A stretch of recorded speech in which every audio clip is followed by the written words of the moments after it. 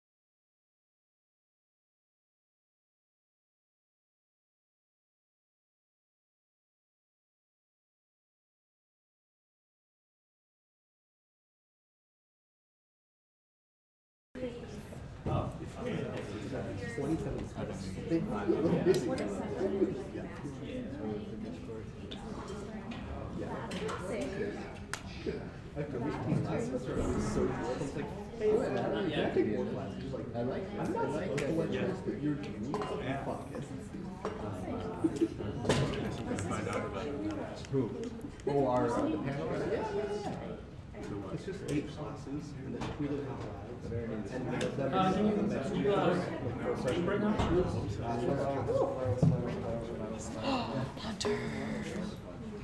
Could you hear me now? Yeah. All right. I'm a yes, as if you could say Yeah. it. I saw that. All right, and you can hear us? Yeah, you sound great. Nice to meet you. Excellent. Hi, how you doing? We're gonna start in just a minute. Sure. So Ted, does it make sense for me to actually kind of, I'm not going to be able to see everywhere. We're gonna do what? Am I going to be able to see the panel or no? Probably no. Okay, so then I'll just leave. Okay, that's fine. Yeah, because if I'm not going to be able to see it, then there's no point. Okay, okay. All right. Okay, is that, will that work? Yeah. Okay, yeah, actually we might be able to get you to see the panel, Dan. Sure. Okay. So and it comes an hour, yeah? Yeah.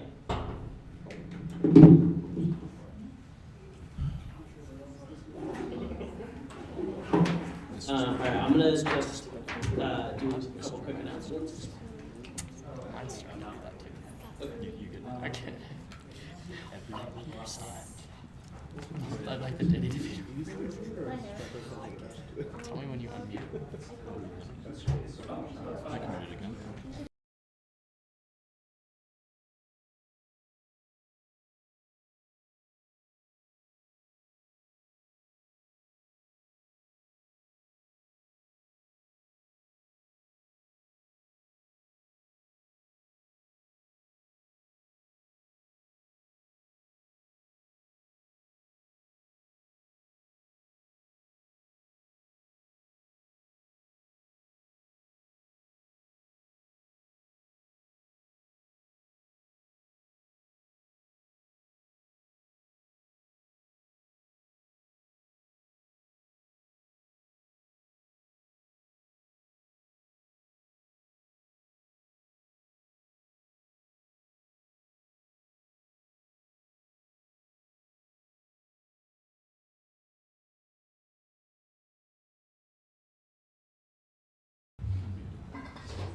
So let's check can you guys speak for us again? So make sure that we're getting audio to the house.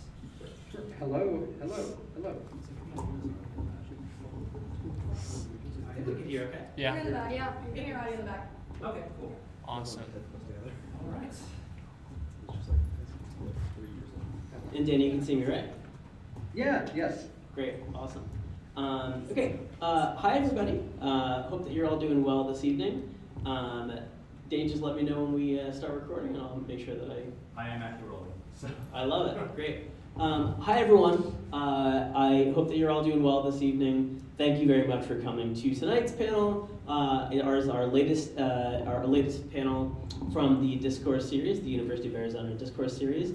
I want to say a quick thank you before we get started to our absolutely fantastic team of interns. Give them a round of applause.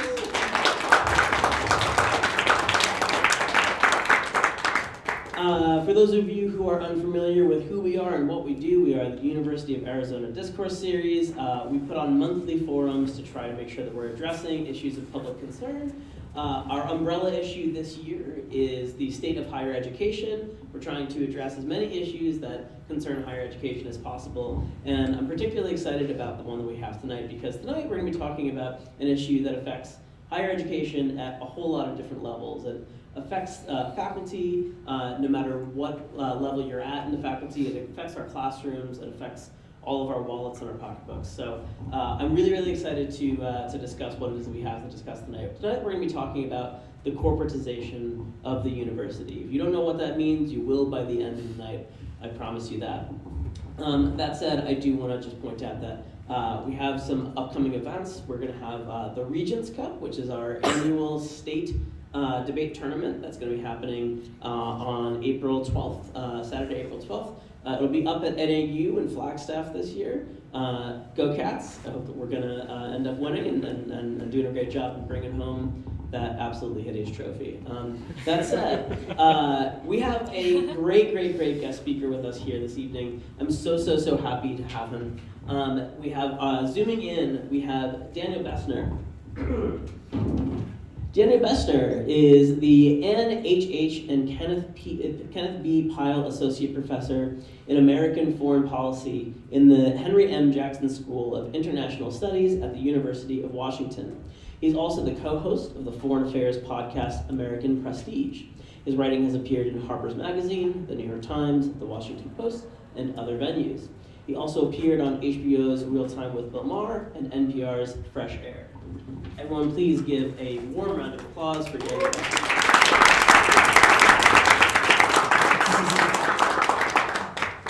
Danny, thank you so much for being here with us tonight. Yes, thank you very much for having me. And go birds, is that what you said? Go Cats, go Cats. Go Cats. Yeah. Go cat. No, the cats kill the birds. Go We're Cats. we're a very confusing school because we're the Wildcats, but we also say bear down, so no one really understands what our mascot is. Very difficult. But my cousin went to the school and she loved it. So Oh, it's quite excellent. Great. Yeah, she probably wouldn't love it today because it's like 115 degrees, even though it's only March. But that said, so I hope that you're doing well tonight, Danny. So usually what we do is we bring in a sort of expert speaker to lay out the issue for the audience, for anyone who's unfamiliar with what we're talking about tonight. So Danny, when you hear corporatization of the university, what does that mean to you, and can you give a brief breakdown of what that concept is for our audience? Sure. So I think if one thinks about the university, one imagines it as a public good, at least theoretically, that the university is created not to generate profit, at least in theory, but to do research and to teach students. This was the initial logic behind the creation of large American universities in the 19th and into the 20th centuries, and to some degrees it's borrowed from Germany. The American Research University is really an importation from Germany, because in the late 19th and early 20th centuries, a lot of people who studied here went to Germany, and they're like, oh, we should actually do that here. We should have a place where scholars are free to research, they're free to teach, and they're free to publish. And that idea and ideal has had a lot of ups and downs, but I think that is this type of utopian vision of the American university. Of course, this transformed over the course of the 20th century. Probably the most important institutional innovation of the university, at least to my mind, was that which occurred in the middle of the 20th century, when the university, the American university as an institution, particularly elite institutions and large public universities like the University of Washington where I teach, like the University of Arizona and elsewhere, were basically enlisted to a certain degree in the effort to fight the Cold War against the Soviet Union. And it's really in the 1950s, in the late 1950s, post-Sputnik, that the American university becomes the type of gigantic university that we know today, where the federal government is giving it a lot of money, where there's a real sense of public good, that the idea is professors will not only do research to make money or to fulfill their interest, even though that is a part of it, certainly to a degree, but that it is achieving some form of public good for the American public that funds it through taxpayer dollars. And so the Cold War University, as it comes to be known, had several elements. It had the STEM element, which might be best known, where particularly after the Soviets again launched Sputnik, Americans were like, oh my God, we need to not let that happen again. And so the National Defense and Education Act of 1958 was passed. A lot of money was funneled into universities, but also the humanities and the social sciences themselves were enlisted in the struggle for the Cold War. You get the emergence of area studies programs. There are predecessors before the 1950s, but they really explode in the 1950s and beyond. The idea, of course, being that the United States needed to govern its global empire, and so you needed someone who spoke Tagalog, or you needed someone who spoke Vietnamese, or Mandarin Chinese, or what have you. And so this becomes the Cold War University, and it really reigns between the 1950s, 1960s, and into the 1970s. And as all good things must come to an end, or I mean, I say that somewhat ironically, because the Cold War University evinces a pattern in American history, which is that we only get progressive social reform mostly when it's linked to some sort of anxiety. In the 1930s, the New Deal emerges because of fears about fascism on the right and communism on the left. In the 1950s, atomic anxieties and anxieties about the Soviet Union led to the funding of the Cold War University. And just quick tangent, one interesting thing to note is that even with the quote-unquote new Cold War with China, you'll notice that the university is not being funded like it was in the First World War. So we can see a difference between what was going on then and what's going on now. Okay, but to get to corporatization. So there is the emergence of what has been termed, and I'm sure many people here are aware of the term neoliberalism, begins to become a governing American ideology in the 1970s. And there's a lot of reasons for this. There's a stagnation of the Fordist mid-century order of mass production, mass consumption, and mass employment. President Nixon takes the United States off the Bretton Woods system, off the gold standard, so financialization begins to take off. And there's this new ideology that deregulation and corporatization and monopolization are going to be the key to economic progress in the 1970s, 1980s, and beyond. And to some degree, I think what we're witnessing today is a move past the neoliberal era, but basically the emergence of neoliberalism gave rise to what has been termed the neoliberal university. This is a university, and it's evident most obviously at elite institutions that are very rich, but I think it percolates throughout the entire system, where the idea of what a university is begins to move beyond the notion of research and teaching to other things. In the Cold War, it's to be in service of the state, the literal state, the national security state. And in the 70s and 80s and beyond, it's really to generate profits. So some people might have heard this joke that Harvard is a hedge fund with a university attached. And what that effectively means is that the logic of Harvard, as it transformed over the last 4 or so decades, moved away from research and teaching to making money, to increasing its endowment through real estate investments and through investments in financialized capital. And there's a lot of different things that you see in this shift, but I'd like to highlight 2. If you look back at boards of regents in the mid-20th century, they're mostly composed of local elites, sure, but faculty have a certain representation. Oftentimes labor would have representation. But over the course of the second half of the 20th century, that begins to transform. And boards of regents begin to be dominated by people from private industry, and then later on people who made their money on places like Wall Street. Related to that, you get the university surge for private donors. So someone like Bill Ackman, if people were paying attention to what happened at Harvard, is able to exert influence over what Harvard does because of his incredible amounts of money. He's able to do things like fund programs or shut programs down. And this is something you see throughout the system. At Columbia University, you see it today. I think that's a lot of the reason why Columbia has apparently caved to the demands of the Trump administration is because of fears about donors, and they kind of agree with what Trump is doing, at least to a certain degree, because they don't want to alienate donors. Something similar has happened at the University of Washington. So you basically get the influx of private capital to what is supposed to be a public good. And something else happens that in the universities from the late 1970s and really the 1980s onward is that it begins to mirror other elements of the economy. So everyone is known, is probably well aware of Reagan and Clinton era deregulation, where essentially Reagan, Clinton, Bush, and beyond effectively deregulated the American political economy, allowing for corporate consolidation and the rise of monopolies. And to take an industry that I know well, Hollywood, there's basically like 5 Hollywood companies now, where there used to be many more beyond that. And so you see this private capital market logic begin to inform the American economy, and that logic begins to shape American universities.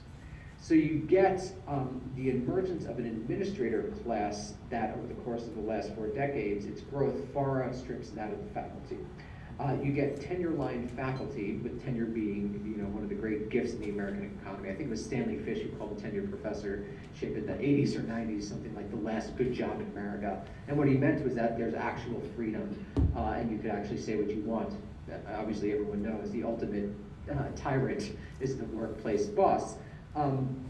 but you begin to get a move beyond the tenured faculty and the rise of adjunct professors to the degree where today roughly 75% of university professors are off the tenure line. They're adjunct professors, they're teaching jobs for very low pay, $3,000, $4,000, $5,000 a class, unable to really make a living. So you get the pauperization of the faculty class and the rise of an administrative class which kind of has its own capitalist logic, whereas the purpose of the administrative class is not necessarily to improve research and teaching, although that is a component of it, but it's also to basically produce what in other fora is called shareholder value, where the boards of regents are essentially viewed as shareholders, and the purpose of an administrative class is to do what they want in order to grow endowments or to increase the amount of private capital that is distributed to universities. So just to slow down, I think what we have today is a corporate university informed by neoliberal market capitalist logics that are not necessarily in service to the two utopian goals of universities, which are research on one hand and teaching on the other. So that's a bit of a potted history, but I think that's where we stand today. No, I appreciate that. Thank you. And just a funny side note, the first guest speaker we ever had in the Discourse Series 5 years ago was Stanley Fish. So glad that we got a nice shout out to him. So yeah, just to break that down and to sort of like bring it back to sort of plain language for our audience here. Yeah, and when I think of corporatization, and I think of sort of how it is that corporations work and trying to run a school like a corporation and a business rather than like an institution of learning, not to be too kumbaya about it, but you know, it would be really great if we could all just come here, critically think, you know, just do research, you know, stress test the establishment, and that's kind of what I think of when I think of higher education. And I think what we're constantly seeing, at least to my purview, is turning education into a product and turning students into customers, right? And the result of that is that we end up having a lot of universities that are sort of seeing students walk around with dollar signs over their heads and just and really seeing them more than anything as just like, how do we make sure that we get that person in a seat because that equals a certain amount of money. And of course, a lot of that has to do with the fact that tuition has ballooned over the past few generations, right? And we don't really have the equal distribution of kind of like state funds, alumni donations, and tuition that we used to have. Tuition now takes up a huge part of that. So can you very quickly, Danny, before we get to the rest of our panel, can you kind of connect what we're talking about tonight to how much these students are unfortunately having to pay and how much debt they're going into when they end up graduating? So a very successful project happened in the mid-20th century United States linked to the GI Bill, which essentially made American universities mass universities for the first time in American history. Before the post-World War II era, really before the 1950s, most Americans didn't attend university. You were able to, in the Fordist political economy of the mid-20th century, earn a pretty good living with just a high school diploma. I'm coming to you from Seattle in the Pacific Northwest, and if you talk to loggers who first got going in the 1960s and 1970s, they were able to live upper middle class lives with high school diplomas or even without high school diplomas. And this begins to change over the course of the second half of the 20th century, where universities basically become reimagined as credentialing mechanisms for the emergent professional managerial class. A class that is not quite labor, it's not quite the owners of capital, but it's basically people who exist in an in-between space that manage capital for other groups. And the university becomes the primary credentializing mechanism to enter that class in a genuine way. So what universities were able to do is that they were able to increase tuition because the notion was that if you didn't go to a university, you were not going to be able to live a middle class lifestyle, particularly in the 1970s and beyond, when the neoliberal economy I was talking about basically destroys American labor and destroys the American manufacturing base.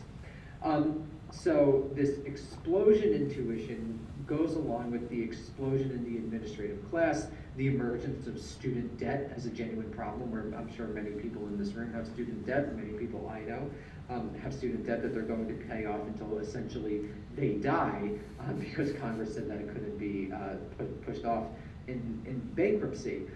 But all of that is allowed to happen because the university occupies a very specific place within the capitalist political economy as a credentialing mechanism for the bureaucrats and manipulators of capital.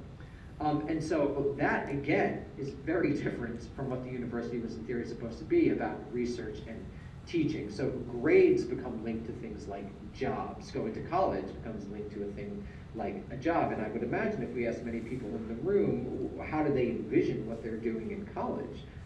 Probably the top thing, and if not the top thing, one of the top three things that they would say is to get a job. Yeah. That the type of job that I want to see, live, the type of middle class, upper middle class, or if God shines down on you, rich life that I want to lead is only going to be possible if I go to college. Right. And so that's connected to everything you're talking about, Ted, the rise of student loans, the explosion of tuition. And I think one of the reasons that the Trump administration has been able to attack universities so successfully is that they've obviously become not so good at return on investment for many people. That many people have gone into life-changing, really crippling debt that they're never going to pay off because they took out $200,000 in loans. And with the decline of the job market, due to, again, the hyper-capitalist neoliberal era, universities aren't seen as a good return on investment any longer. And so there's a large public resentment against universities. Many people who attended them, and for people who don't attend them, they're basically viewed as liberal bastions and people who look down upon working class Americans. So I think that corporatization is part of this larger process, and it really has served to delegitimize the university in the minds of many Americans today. The university, the Department of Education, are now soft targets for that reason for people who want to dismantle and destroy them, because they aren't primarily about research and teaching. They're about reproducing elites and making money. Yeah, I was going to say, I mean, universities are particularly vulnerable to a sort of mythology in the public mindset because universities, they're weird, man. I mean, like, these are really weird places that really kind of are not supposed to function like anywhere else. And so it's hard to be able to sort of explain what it is that goes on at a university to people outside. So let's do that. Let's bring in our panel. Danny, thank you so much for agreeing to stay for the entire time. Hopefully, can you see us? If I sit over here, you can see the panel? Yeah, this is great. Great. This is great. Excellent. Okay, we're going to bring in the rest of our panel now, and the rest of our panel are all faculty members at the University of Arizona right here. So we're going to bring in each of our panelists are going to give a quick opening statement about who they are and why they're here and how they view this particular subject. Natalia Aponovich, right? Natalia Aponovich is a career track lecturer in the School of Landscape Architecture and Planning. She earned her PhD in Sustainable Agriculture and Biorenewable Resources and Technology from Iowa State University in 2018. Since then, she's been teaching sustainability-focused courses and conducting research on smallholder farming systems, circular economy, ecotechnology, and sustainable development. Please put your hands together for Natalia.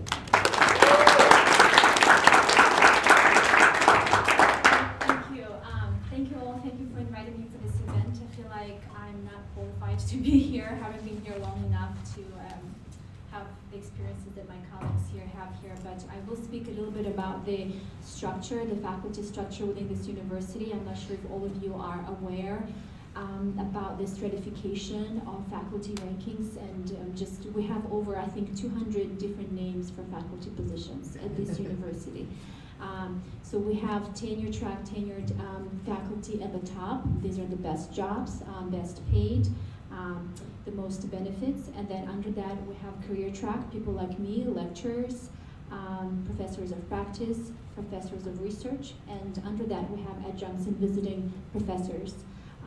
So those bottom two categories, we call them contingent faculty here. Here at the University of Arizona, 39% of all faculty are tenure track, tenured faculty, which is quite representative of what Danny was talking about. Recently, we had a survey that was done on all, I think it was only on career track faculty, so this is lecturers and professors of practice and research, because we'll be speaking up about our working conditions, and the faculty senate decided to do a survey on the faculty to see what's going on. So I'm just going to briefly mention some of the major points. So only 14% of all surveyed faculty said that they have high job satisfaction, 14%. Over half said that they looked for employment elsewhere. 1/3 have another job, at least one, to support themselves in addition to having a full-time job here. 60% said that they worry about their job security because these jobs, most of them are year-to-year contract, and if you're lucky, you'll get a 3-year contract. And number one issue is salary. So why there are so many career track faculty here? I think Daniel already discussed that. It's cheap and it's flexible. They can fire, hire at will. So how does it connect to you guys? So our working conditions are your learning conditions. Where from the survey we can see that we're overstressed, overworked, and underpaid. And obviously that's going to be reflected in the quality and amount of time that we spend with you. And that in return compromises your chances to be successful after you graduate from here. So thank you.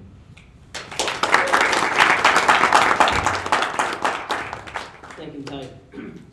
Next we have John LaGuardia, who is a career track lecturer in the writing program at the University of Arizona. He earned his PhD in English from U of A in 2019 and has been teaching academic writing since 2006. Hey everybody, should I use this microphone or if I project anything? Okay, how's this? Okay. So I am a career track faculty in the writing program, and I thought one of the things I could do today is try to put a little bit of personal context to the things that Natalia just gave us as an overview. So I think one of the things I want to say to start is just to emphasize that one of the reasons that I'm here, and I suspect that a lot of the reasons that the rest of us are here as well, is that we very deeply care about this stuff. So I think I and a lot of us are going to say some pretty negative things here today. These are aspects of our job and changes in the university environment that we're all very frustrated with, and we would like to see moving in a more positive direction. So we are in some ways kind of exposing ourselves because of our dedication to the belief in education as sort of primary basic right of individuals in the United States. So I am a member of the writing program, career track faculty there. We are one of the largest programs at U of A. We have, at last count, about 137 instructors split into career track lecturers, which are maybe a little over half of that, graduate students, and also professors of practice. So the career track lecturers are the largest cohort there. We teach roughly 8,000 students every year through our first year writing courses, doing things like building foundations in communication in writing. But I would say more importantly than just the communication aspect of writing is building rhetorical awareness, building skills of analysis, and also critical thinking skills. Thinking about writing as a way that we make sense of the world rather than writing as just a simple mode of communication. Which AI does for us now, right? So our working conditions have gotten worse, I would say, in recent years. This is came up in the Faculty Senate report, the survey that Natalia just described. This was just last month, the 10-year anniversary of the National Adjunct Walkout Day. This was a day that a large group of us across the nation got together and walked out of our classes and demonstrated on the main mall to try to improve our working conditions and the quality of education we were able to offer. And there were some real successes there. We gained higher salaries, we got year-long and even multi-year contracts with an expectation of renewal of those contracts. We gained health and retirement benefits from the adjunct status, which does not come with those things.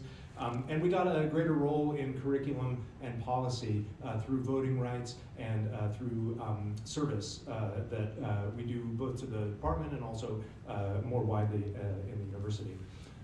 So this was around the time that the career track model was developed at U of A, right around 2016 or so. This model started being developed, and in the midst of this, we ended up going from a course cap of 19 students per class to a course cap of 25 students per class, which is quite a lot of quite a lot more students. We basically went from teaching 4 classes of 19 students to 4 classes of 25, which if you're quick with math is about a whole other class worth of students with no additional compensation. The Associated Departments of English, just to give you a little context there, recommends about 15 students per class in a writing class. So we're at 25 currently. An instructor is recommended to work with no more than 60 students at one time. I'm currently working with 125, which is quite a lot more than that. If you're quick with the math of it, teaching 225 over the course of the school year. So one of the effects of this has been that a lot of the interactions in my classroom, and I'm sure in classrooms as you guys have experienced them as well, have started to become more transactional, less transformational, less personal, less dedicated to things like critical thinking and the engagement of thought, and more like you are paying me money, now here's your service. I have accepted your tuition dollars, here's your grade. You have given me a project, here's my rubric, check marks for that project, and much less of a personal sort of community development. Commenting on student writing all of a sudden turns from comments that thoughtfully engage with student ideas, in addition to elements of their writing craft, to a mechanical copying, pasting from a bank of pre-written comments, or even worse for me, check marks on a rubric. In the context of all this, we have been threatened with layoffs every single year. When those layoffs happen, all that really means is that the people who are laid off lose their health insurance for the summer. We pay for it through the year, but then it's taken away, and that money is refunded to the individual that's laid off. And a lot of times they're brought back as adjuncts, so brought back at that lower status. Wages have been a real problem too. We work, although we're in a more stable job than adjuncts are, we still make roughly half the salary of tenure track employees, but we generate more student credit hours. So the student, something that Daniel Vestner said, was this idea of starting to look at student tuition dollars as income for the university, and all of a sudden when you're thinking about tuition dollars as income, you can't lower tuition when you want to see greater levels of profit. So we end up generating more student credit hours, so we end up being a greater source of revenue for the university than tenure track folks. And I think I've way run over my time now, so I'll just conclude now by saying that going back to the theme of today, the corporatization of the university, I want to echo something that Daniel Vestner said in the redefinition of the purposes of education. Moving from what I believe is the development of an educated citizenry capable of participating in democratic governance to generating profits and churning out trained workers. From producing skills and to producing skills and work disciplined workers. From increasing quality of life to increasing work output, from contemplation and consideration to production. And I'll stop there. Thanks. Thank you, John. Awesome, you gotta just open up the window. Yeah, just sign right there. All right, and our last panelist, before we get into our Q&A and going back and forth, is Natalie Reed. Natalie Reed is a senior lecturer for the writing program at the University of Arizona and a member of the Wildcat Writers Advisory Board. She earned her MA in Applied Linguistics from the University of Massachusetts, Boston. Since 1999, she has been teaching academic composition and English language composition.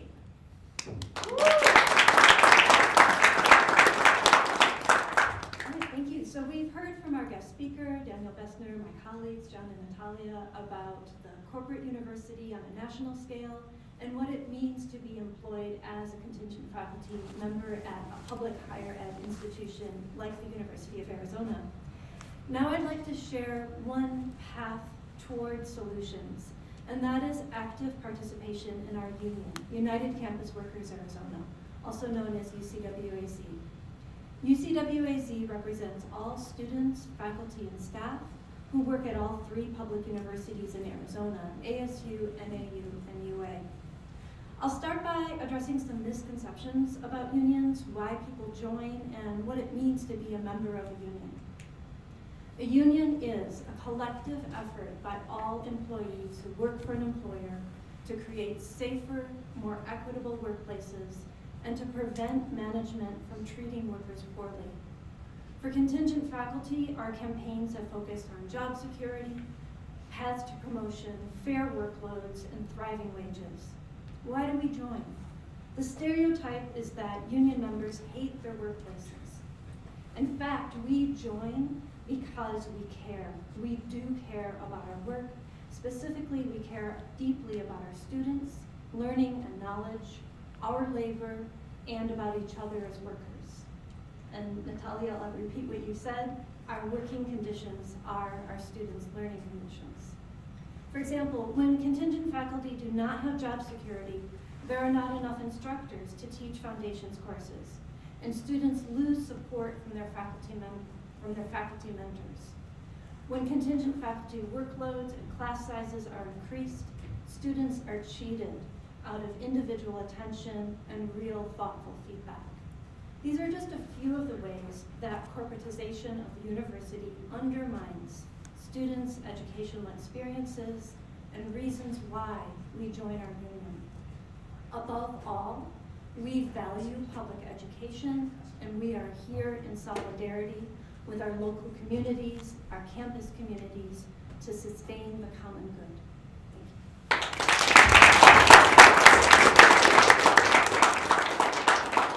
Well said, Natalie, thank you. And that's recorded, right, well. Okay, great.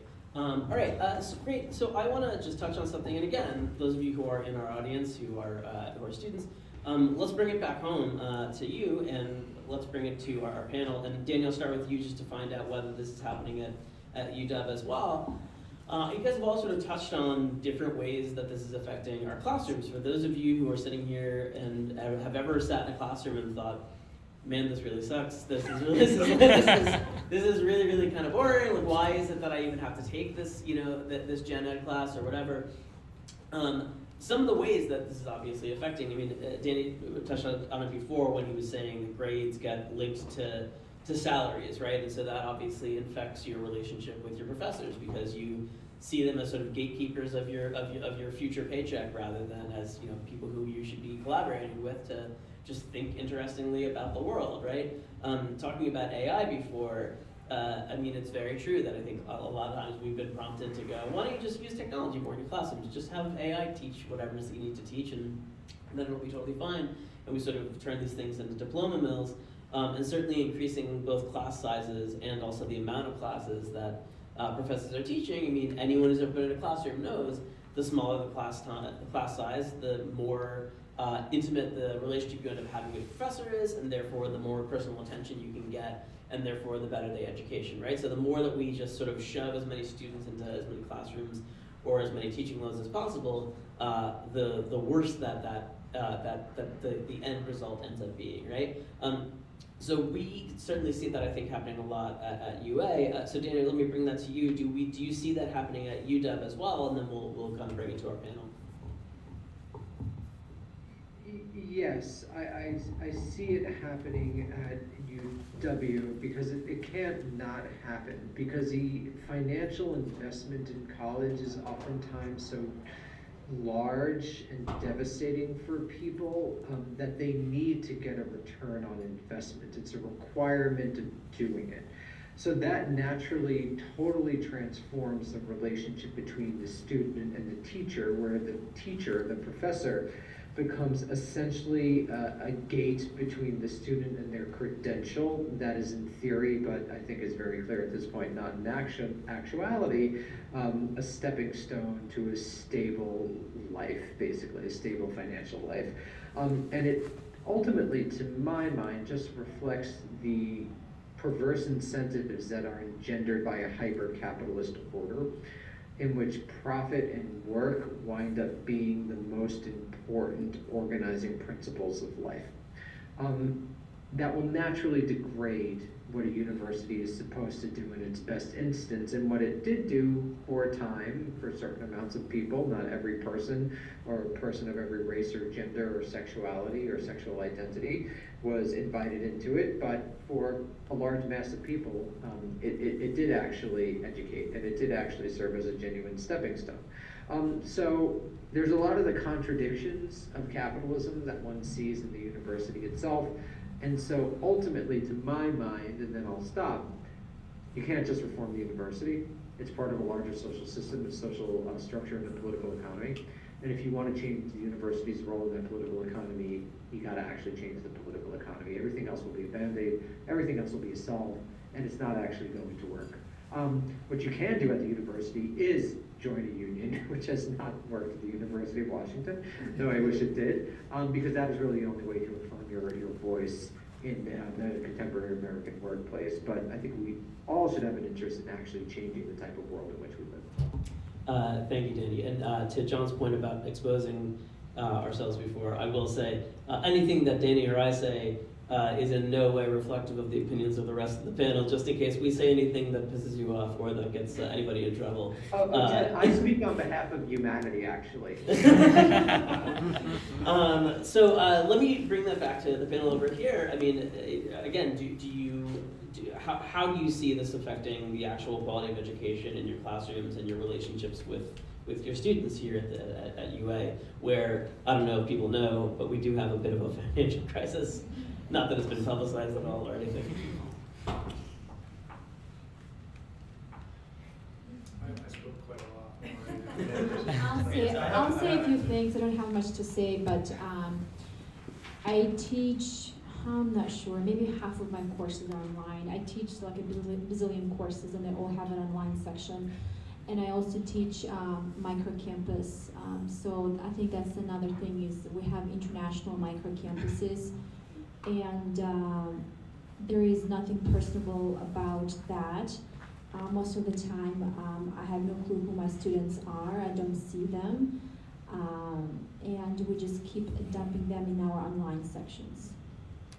Yeah, can I get a show of hands? Who's ever taken an online course at the U of A? I probably don't need to tell you to keep your hands up when I ask you how many people did not feel like you had a real connection with anybody who was in the course when you were in the class. Oh, interesting. How funny. Does John, Natalie, do you also see similar sort of ways that this affects your relationship with your classrooms? Yeah, differently. I think what John said earlier about not being able to give people the kind of feedback they deserve. I mean, our purpose is to help people develop their writing. And I don't want to set up an adversarial relationship with my students, but I need to say right at the beginning, I don't want to grade AI. I'm not here to read AI. I'm here to read your writing, wherever it is. And to build that trust with my students is so hard because people are expecting me to be punitive if they, don't turn in something that has the right number of words or has grammar in development. So out of that fear and out of the time crunch of taking 19 credits, people give me AI, and it's completely depressing. Yeah, I'll add a little piece here too.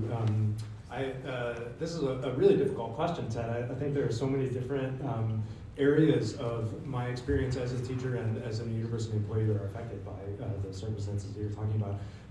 The financial crisis is one of those big things that I'm going to say something maybe kind of controversial now. I don't think the financial crisis was related to academics.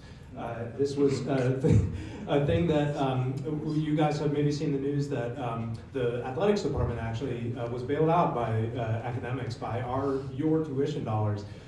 They gave, do you guys know the numbers? $50 million, something like that? What is it? 100 million. $100 million from academics transferred over to athletics to keep it afloat. And then we were the ones who were told that we needed to start teaching more students, working higher workloads, having a different workload distribution so that we would be more replaceable as instructors, all of that sort of stuff. And so to me, that is a very sort of distant thing that ends up having a very personal impact on my ability to teach my classes the way that I would like to teach them and the way that I think students would, students deserve. And one last thing that I'll add, I read a news story a while ago that really, I thought it was really funny at the time, and then it ended up really shaking me later. The story was about the business model for gyms, and the article referenced Planet Fitness. I don't know if you guys know Planet Fitness. Any one given location from Planet Fitness, this article said, will sign up up to about 6,500 people, so 6,500 people, when they're only able to service about 300 people at a time. And I thought it was hilarious at first, and then I started looking out at my classes and realizing how many absences I had on any given class. How many students would email me in the last week of class saying, hey, I'm sorry I haven't attended at all. I wonder if I can finish all the assignments for the entire year now. And I thought, oh my God, is this a business model, actually? And I, not saying that it is, but also wondering, No, I think that's totally fair. And for those of you who want to know more about the financial crisis at the U of A, please check out our podcast, No Need to Argue, where the latest episode is asking where the hell all the money went. I want to ask one last question. Daniel, I'll bring you in again here, and then I want to throw some questions, get some questions from the audience if we have any. Let's talk a little bit about the administration and how it is that they sort of enter into this. We've talked a little bit about sort of government funding. We've talked certainly about faculty and students. So how does admin kind of enter into this? Danny, you mentioned before that we have a lot more administrators than we do faculty members, and that certainly has been a shift over the past few generations, that it wasn't necessarily the case that they were so outnumbered. So why is it important to not necessarily kind of bloat up the amount of administrators who are kind of running the university, and why is it important to make sure that students and faculty are very much sort of in that together to be able to fight the good fight? It depends what one thinks the purpose of the university is. If one imagines that the university is a bureaucratic institution that is supposed to reproduce its own bureaucracies over time, then it's a good thing that the administrative class has exploded. If one imagines that the university is supposed to deal with private donors and get as much money as possible in order to build new gyms, new dormitories to provide really good food, then it's good that the administrative class has exploded. But if one thinks that, again, at least in theory, the purpose of a university is to research and provide a quality education to its students, then we should be concerned about the decline of faculty governance, the decline of the tenure track, the emergence of adjunctships, the emergence of non-tenured faculty as being the norm, which doesn't necessarily need to come at the expense of administrators, but it just has, because the logic of the system pushes in one direction, that is the rise of administrators, and not in the other direction, which is in the purpose of faculty. And again, I don't think you could separate the university from a larger social system. I think we've witnessed elsewhere the decline of labor power, with the replacement of the Fordist political economy with the neoliberal political economy. Basically, the replacement of mass industrial society. People go to factories with the rise of finance and the decline of blue-collar work. And AI was just mentioned. That's just deindustrialization coming for the white-collar workers. And then just to leave people with a little bit, I think a lot of our social problems emerge from the fact that there is this thing called the falling rate of profit, which just means that it's more difficult to make money as capitalist society goes over time. And so a lot of these cost-saving measures that you see, like artificial intelligence, actually degrade the purpose of the human mind. But the reason that so many people are invested in it is because you need to make profits in our system. So again, none of this is going to change unless the system itself is reformed and transformed. We could put Band-Aids on the university, but this is really important, what happens at the university, because it is reflective of the larger society. and it often happens earlier in the university, and you could see it a bit clearer, but that's really, I think, what we're all talking about. Great, let's perform the shit out of it. Let's get in this together, guys. Anybody else on the panel want to comment? This is obviously the slightly more dangerous territory. I'm talking about administration, so feel free to say no comment or plead the fifth. But if anybody wants to chime in before we get to audience questions. Great. Yeah, let's get some questions from the audience. You can just see the sweat and fear in the room. Yeah, great, please. Yeah, hey, I'm Jeremy. I'm a graduate student at the law school. I'm in my last semester. I'm also a proud United Campus Workers Arizona member. I'm in student leadership at U of A. Happy to shit on administration because they are who put us in this position. I have one sort of comment to John's initial thing and then a question for the panel and for Danny, who I'm a big fan of yours, Danny. So, John, you mentioned the discussion about the model for Planet Fitness. And I think one of the things that a lot of students probably don't know about is that the university acquired this thing called the UA Global Campus, which was a predatory institution that targeted veterans and had, I think, a graduation rate of like 13%. It was an online university that would use like scam marketing to get as many students as possible in and graduate the least amount possible. It went bankrupt. The California Attorney General's office sued for fraud, and the Department of Education is now suing the university for fraud over this decision.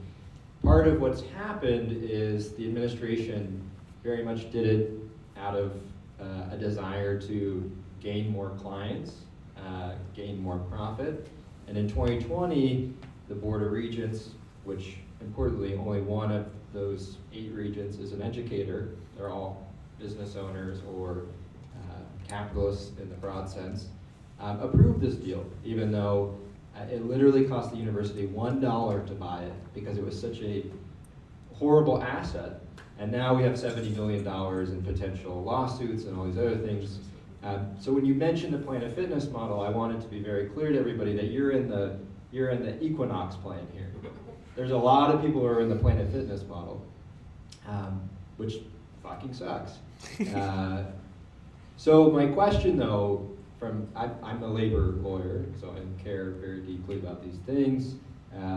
Why is a labor union important? Like, why can't I just go to my boss and say, hey, like, you're kind of running me ragged. Like, I want, some time off. I want, to hang out with my kids. I want to do all this. I thought, like, if I went to college and got a PMC job, I would be able to have all of these benefits that I was promised and not have to be, blue collar and, work to the bone. Let's throw that to Natalie first, since that's... Thank you, Jeremy. Yes. Well, a lot of times people have good relationships with their bosses, and certain bosses would respond to that very positively and say, well, yeah, of course, you're a great worker and I'm happy to give you a day off, no problem. But that's not something that's equitable, and that's not something that would be distributed across all units and all departments. So one of the things that a labor union does is make it a collective effort. And with a collective voice of the employees who are members of the union, then we say to the boss, everyone needs to have these conditions in order to be treated fairly and not run ragged, as Jeremy described. So that's one tiny piece of the answer. Danny, you had mentioned that there were unsuccessful efforts to form a union at UW. Do you want to just give us a little peek behind the curtain very quickly, if you want to? Yeah, so it actually happened a bit before my time, but my understanding was that it was the classic story of the STEM and medical school, which are forced to bargain together, basically didn't want to join a union. But I think that's actually been changing because, they come for the humanities first, but don't worry, they're coming for you next, as the example of Columbia demonstrates. And I think one thing that I always say is that socialists always understand that the boss is ultimately not your friend, regardless of what they say. It's just the nature of the relationship. They can't be your friend. In the final analysis, they'll always betray and fire you. And so this is just the reality of the economic relationship that we've created in this country. It is not a happy reality, it is not a good reality, but is the one that we have. And the only protection that workers have, the very limited protections that we have in this country, are organized around the unions. And hopefully the NLRB will become stronger. Hopefully there'll be even new legislation to replace the ones from the 30s and onward to actually strengthen labor unions. But it really is the only hope that we have. And at this point, it's really just trying to get the boot off of labor's neck. We're not even asking for any sort of revolutionary transformation. So unions are one of the most important institutions in society. They've been in decline for decades, and one of the things that we can hope for going forward is that the Democratic Party, with enough pushing, will actually create an environment that's just less hostile to union organization, though frankly, I'm not holding my breath. Well said. John and Talia, do you want to weigh in, or we want to go to get another audience question? Great. More audience questions? Yeah, great. I think the financial crisis at this university specifically left me feeling incredibly baffled, confused maybe.